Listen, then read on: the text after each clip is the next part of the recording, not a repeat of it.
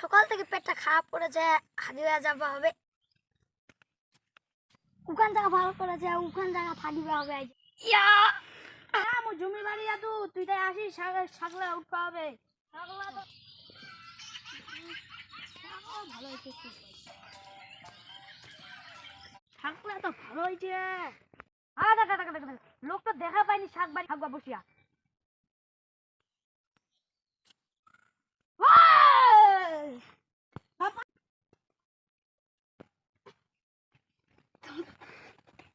আরে বোর কাদা মোক তুই চমকাই দিল। নাই নাই নাই, আরে বোর কাদা দেখা পাইনি কি হয়। এটা তো শাক হয়। এখান তাহলে কি হয়? কি হয় এখান? হ্যাঁ এখান তো গু হয়।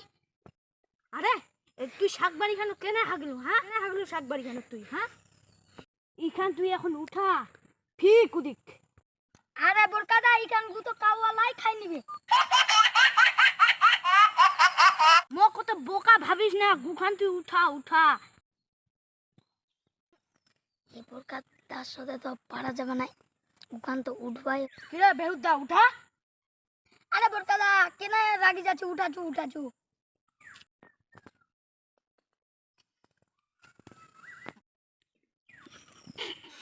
আরে গুখান তুই কিনে না লুড়ে গন্ধ কোদি দাও না।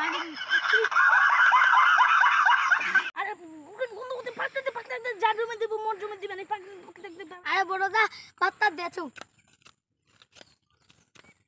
নিজে আগে নিজেকে পাত্তা দিবা।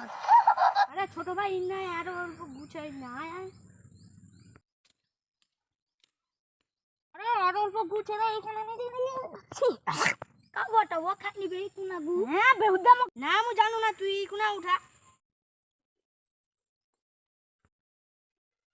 আরে বলদা এবার গুখান ফেলুন তো শান্ত হইল তো মনটা। শান্তি কুটিং এবার হাগবালে কুটিং এর নুন তেল ঢুকা কাটিয়ে এনে খাবো। ঠিক আছে বড় ভাই, মো তো একদিন দেখিনি। খাই দে তো কাম পায় না, মোরে জমি ভাগে।